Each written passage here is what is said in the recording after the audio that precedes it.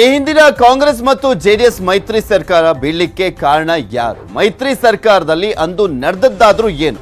ಈ ಬಗ್ಗೆ news 18 Kannada ಸಂಪಾದಕರಾದಂತ Siddu Kaloji ನಡೆಸಿಕೊಡುವಂತ 1-to-1 ಕಾರ್ಯಕ್ರಮದಲ್ಲಿ ಆರೋಗ್ಯ ಸಚಿವ ಡಾಕ್ಟರ್ ಸುಧಾಕರ್ ಮಾತನಾಡಿದ್ದಾರೆ. ನೋಡೋಣ. ಹಿಂದಿನ ಸರ್ಕಾರ ಕೆಡವಲಿಕ್ಕೆ ಪ್ರಧಾನವಾಗಿ ಕಾರ್ಯತಂತ್ರವನ್ನು ರೂಪಿಸೋದರಲ್ಲಿ ನಾನು ಕೂಡ ಒಬ್ಬ. ಅದರಲ್ಲಿ ನಾನು ಸತ್ಯವನ್ನು ಸತ್ಯ ಅಂತ ಹೇಳ್ಬೇಕಾಗ್ತದೆ, ಒಪ್ಕೊಳ್ಬೇಕಾಗ್ತದೆ. ಹೆಚ್ಚು ನೀವು ಒಂಟಿ ಸಲಗ ಥರ ಇದ್ರಿ. ಅಲ್ಲ, ಕಾರ್ಯತಂತ್ರ ಮಾಡುವಾಗ ಅದು ಒಂದು ತಂತ್ರದ ಒಂದು ಭಾಗನೇ ಅದು. ಆದರೆ ಅನೇಕ ತಂತ್ರಗಳನ್ನು ಮಾಡಿ ಕಾರಣ ನಾನು ಹಿಂದೆ ಕೂಡ ಹೇಳಿದ್ದೀನಿ. ಯಾವಾಗ ನಾವು ರಾಜಕೀಯ ಚುನಾವಣೆ ಸಂದರ್ಭದಲ್ಲಿ ನಾವು ಹೊಂದಾಣಿಕೆ ಮಾಡ್ಕೊಂಡಿರಲಿಲ್ಲ, ಮೈತ್ರಿ ಮಾಡ್ಕೊಂಡಿರಲಿಲ್ಲ. ಕೇವಲ ಅಧಿಕಾರಕ್ಕೋಸ್ಕರ ನೀವು ಅಲಯನ್ಸ್ ಮಾಡ್ಕೊಂಡಿದೆಯಲ್ಲ ಪೋಸ್ಟ್ ಎಲೆಕ್ಷನ್, ಅದು ಜನರ ವಿರುದ್ಧವಾಗಿರುವಂಥದ್ದು. ಆ ನಿಲುವು ಸರಿಯಲ್ಲ ಅಂತ ಡೇ 1 ನಾನು ಹೇಳಿದ್ದೇನೆ.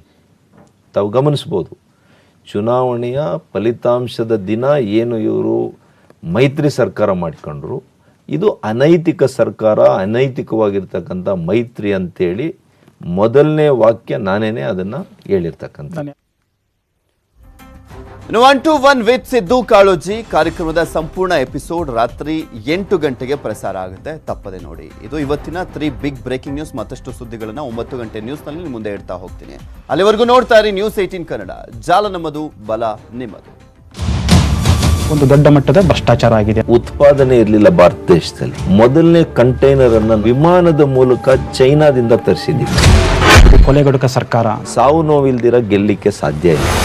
ಈಗ ಒಮಿಕ್ರಾನ್ ಭಯ ಮತ್ತೊಂದು ಹೊಸ ಚಾಲೆಂಜ್. ಕೋವಿಡ್ನ ಅಂತ್ಯದ ಪ್ರಾರಂಭದ ದಿನಗಳು ಪ್ರಾರಂಭ ಆಗಿದೆ ಅಂತ ಕೋಲಾರದಲ್ಲಿ ರಮೇಶ್ ಕುಮಾರ್ ಅವರನ್ನ ಅನಿತಾ ಇದ್ದೀರಾ. ಆ ನೆಲೆಯನ್ನ ಭದ್ರ ಮಾಡ್ಕೋಬೇಕು. ಸುಧಾಕರ್ ಅವ್ರ ಕಂಡ್ರೆ ಯಾರಿಗೂ ಹೊಟ್ಟೆ ಕಿಚ್ಚಿಲ್ವಾ? ರಾಜಕಾರಣದಲ್ಲಿ ಇನ್ ಸ್ವಲ್ಪ ಹೆಚ್ಚಿರುತ್ತೆ. ಬಿಜೆಪಿಯಲ್ಲಿ 2 ಗುಂಪಂತೂ ಇದ್ದೇ ಇದಾವೆ. ವಿರುದ್ಧವಾಗಿ ನಾವು ನಡ್ಕೊಂಡ್ರೆ ನಾವೇ ಮೂಲ ಆಗ್ತೀವಿ. ಜೆಡಿಎಸ್ ಜೊತೆಗೆ ಇನ್ನೂ ಒಂದು ರೀತಿಯ ಸಂಬಂಧ ಇಟ್ಕೊಳ್ತಾ ಇದ್ದಾರೆ. ಅದಕ್ಕೆ ನಾವು ಒಗ್ಕೊಳ್ಬೇಕಾಗ್ತದೆ. ಈಗ ಅದೇ ಬೊಮ್ಮಾಯಿ ಅವರನ್ನ ಬದಲಾಯಿಸಬೇಕು, ಅದು ದುರದೃಷ್ಟ.